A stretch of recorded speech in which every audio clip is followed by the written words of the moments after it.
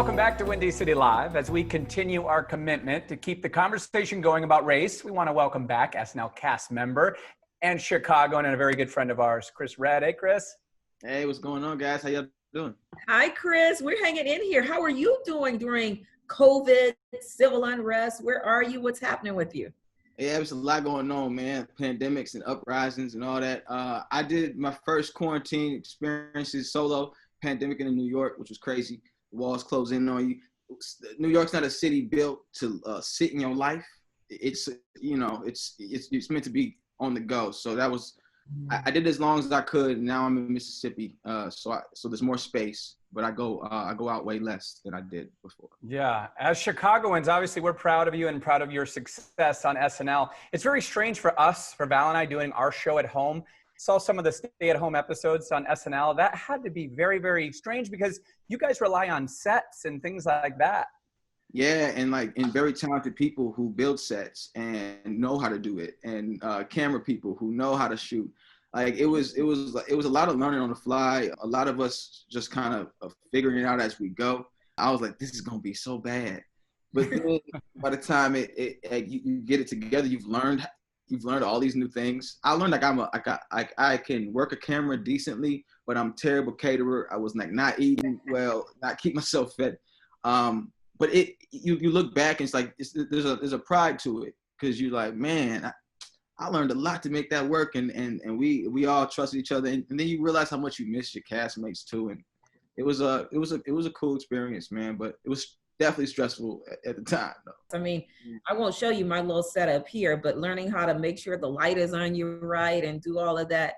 Lighting, yo, it's so crazy you have to get the right angle, and it can't it looks shiny right here. I don't know what I'm doing out here. I'm just throwing ring lights up. Yeah, I never own so many ring lights. You should move your camera down a little. You look short right now. So you go. I there am you go. short. That looks perfect. Oh, see, I'm learning every day, baby. Trying to help. I'm trying to help. No. Hey, we all want to laugh, right? And we turn to comedy for so much of that. And SNL has been an institution for so long. And I was just talking to you now. I'm thinking about the bit, the Weekend Update with Michael Che and Colin Jost, and they do that funny bit about race. Are we still going to have sketches like that after this? I mean, in my mind, yeah, probably more than ever. We'll probably be able to have deeper conversations about it. You know what I mean? And people will, because people are waking up right now. To something that we are all, half of us already kind of knew was there. So now we're able to take that conversation further and some of those jokes further and heal in different ways, I think, too, through that humor. So I think it's a beautiful thing, man, as long as we just keep the foot on the gas, baby, Yeah. Well, you're doing that in the philanthropic world, and that's why we wanted to really talk to you about your fundraising efforts for COVID. Tell us a little bit more about that. Yeah, so I started this COVID-19 protest relief fund for protesters who are on the front lines and might get sick or might get injured due to protesting and or bail relief. And it started because I just wanted to raise some money because I was watching people as I was coming down to Mississippi. It was like a 3-day road trip to get down here, and it was like the day after Floyd had passed or was murdered, not passed. And I wanted to be there so bad, but my dad is high risk, and I couldn't go out there and bring that home to him. So I kind of felt like, damn, well, what can I do, And so I'm looking at this protest. I'm like, well, it's going to be such a spike in COVID once these protesters are out there for so long. And so I wanted to just create something that could just give a little relief to them. And so I just threw the GoFundMe up, and I was like, $250K seems crazy.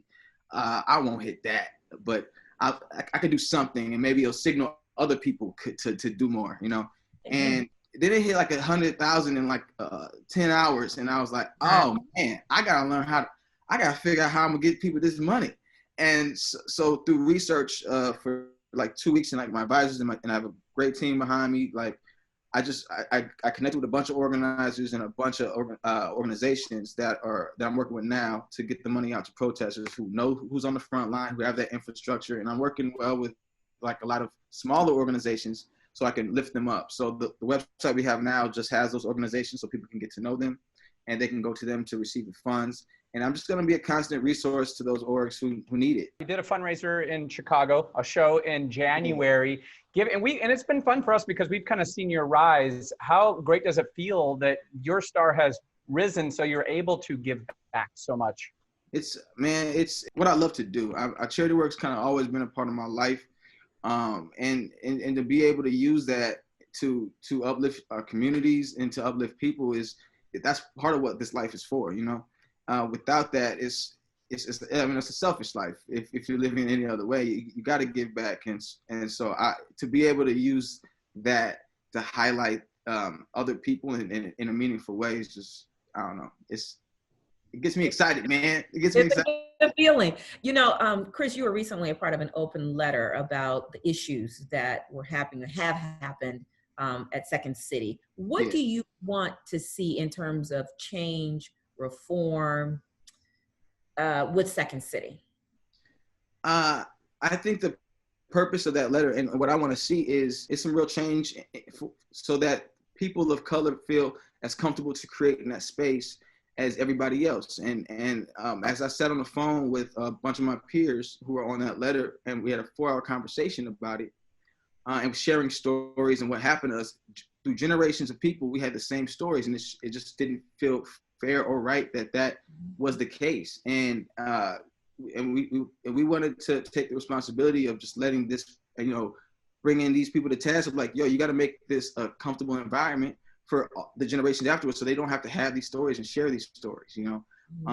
And they responded in a very respectful way, and I think they're going to do that. And as long as they do that, I think that's dope, because it is a great resource to have in the city.